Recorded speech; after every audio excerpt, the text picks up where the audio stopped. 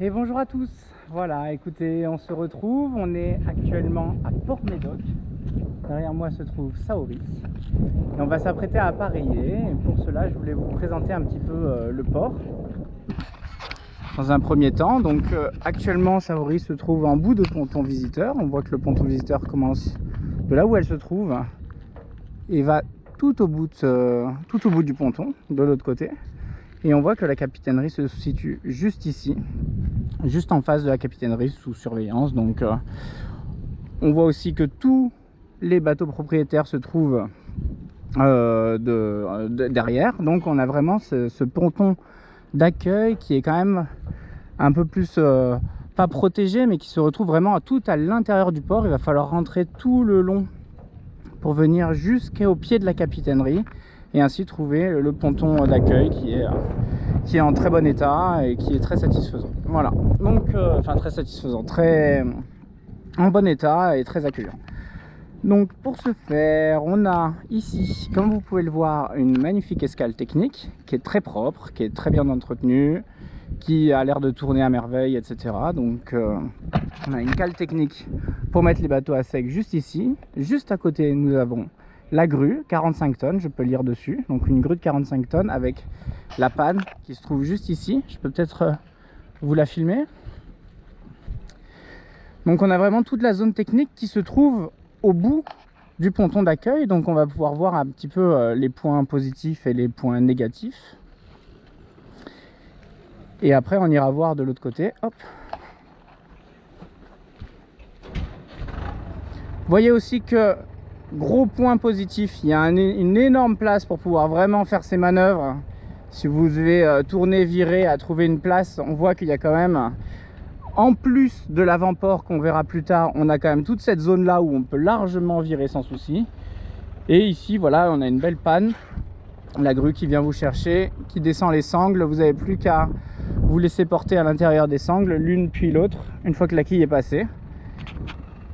Et on vous grute sur l'escale technique que vous voyez là. Voilà. Donc forcément, ça fait un peu de bruit. Forcément, il y a des tracteurs, il y a des grues, il y a des bateaux qui manœuvrent, qui font des marches avant, marches arrière, etc. Et il y a des marteaux, des clous, des vis, de tout. Forcément, c'est une escale technique. Moi, vous voyez qu'à vol d'oiseau, je suis à 20 mètres de l'escale technique. Ça a son inconvénient que dès assez rapidement, on va avoir un petit peu de bruit.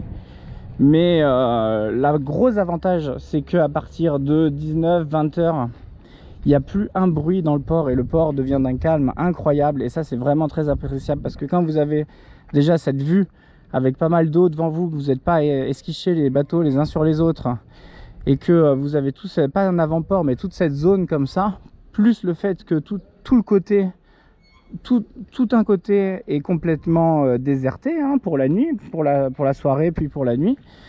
Ça donne vraiment un calme qui est assez exceptionnel. Donc voilà, l'inconvénient c'est qu'on va avoir un peu plus de bruit la journée. L'avantage c'est qu'on va avoir pas du tout de bruit le soir et ça c'est un vrai plaisir. De l'autre côté, on va avancer. On va aller voir directement Saori. Je voulais vous montrer aussi pour la stratégie d'appareillage, on va le faire là parce que là on a un bon point de vue. On sait que en reculant, Saori va avoir tendance à avoir l'arrière qui part de ce côté-là, d'accord, sur bâbord. On voit aussi au niveau des drapeaux que le vent il vient comme ceci à peu près. Donc on a tout à partir en marche arrière puisque le vent va prendre dans le nez du bateau et va déporter le bateau. Pour cela on va voir qu'on a trouvé une technique pour justement pouvoir tout piloter de l'arrière sans que le nez du bateau puisse s'en aller. Je vais vous montrer ça tout à l'heure.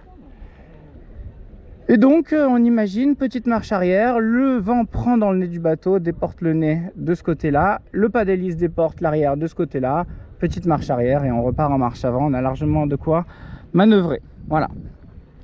Donc voilà pour la petite stratégie d'appareillage. Je la fais toujours avec mes équipiers hein. Quand je suis à plusieurs, j'explique à tout le monde d'où vient le vent, comment va fonctionner le pas d'hélice, etc. Comme ça, ils ne sont pas surpris par rapport à comment va réagir le bateau.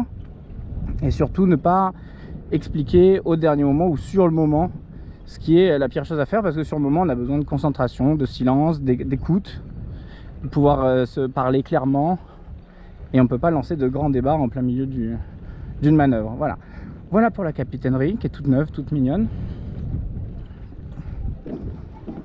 Et vous voyez que de l'autre côté, on aurait tendance à venir de ce côté-là forcément pour avoir un peu plus de calme, pour être un peu plus loin de l'escale technique. Sauf qu'on a les locations de jet ski. Et ça, je peux vous dire que niveau décibels, c'est quelque chose. Hein. Pas forcément les machines en soi, puisque dans le port, elles tournent à bas régime. Mais les briefings, etc., au niveau du moniteur qui doit forcément à portée de voix briefer et donner des consignes à tous ces élèves, entre guillemets. Forcément, ça fait du bruit, etc. Donc, avoir la récurrence. Mais c'est pas forcément plus calme de tout au bout de l'autre côté. En plus de ça, vous avez peut-être un peu plus de passage au niveau des piétons. Mais ceci étant dit, il y a vraiment, à partir d'une certaine heure, les restaurants ferment assez tôt. Donc du coup, à partir d'une certaine heure, typiquement 20 h, tout devient d'un calme et d'une beauté incroyable. Bah, vous le verrez quand on va rentrer. Dès qu'on sera rentré, ça va être le cas. Voilà, donc au niveau de la stratégie d'appareillage, parce que c'est ça qui nous intéresse.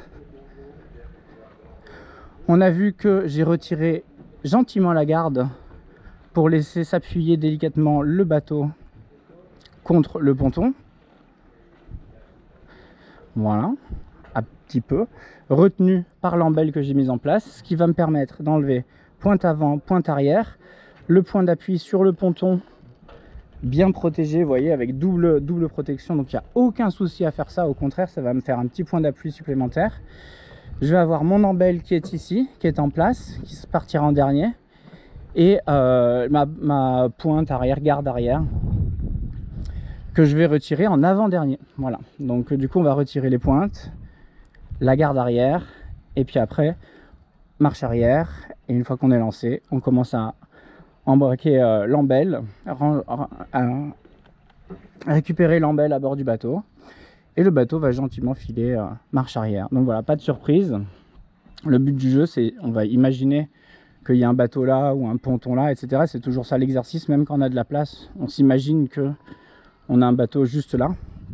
Et donc l'idéal, ça va être de, malgré le vent qui va rentrer dans le nez du bateau, l'idéal, ça va être de reculer le plus droit possible avant de laisser faire, pas d'hélice plus vent, moteur sur neutre, tout va se faire tout seul. Le pas d'hélice se fera avant, mais après le vent va finir de pousser le nez du bateau tout seul. Voilà, comme d'habitude, on cède de maximum de choses. On va céder du vent, on va céder du pas d'hélice et on va céder d'appuyer le bateau contre le ponton. Ça nous fait 3 aides précieuses en solitaire, où forcément si on largue les amarres les uns après les autres, il y a un moment où le bateau va s'en aller et on n'aura pas fini d'enlever la dernière. Donc du coup, il y a vraiment cet ordre, cette méthodologie, cette priorité d'amarre qui va être important et qui est déterminé en partie par les éléments. Voilà, bah écoutez, sur ce, je vais faire le dernier check final du bateau et puis on se retrouve tout de suite pour la manœuvre d'appareillage et on va visiter un petit peu l'intérieur du port. Je vous montrerai où est le ponton à essence, la sortie, le chenal, etc.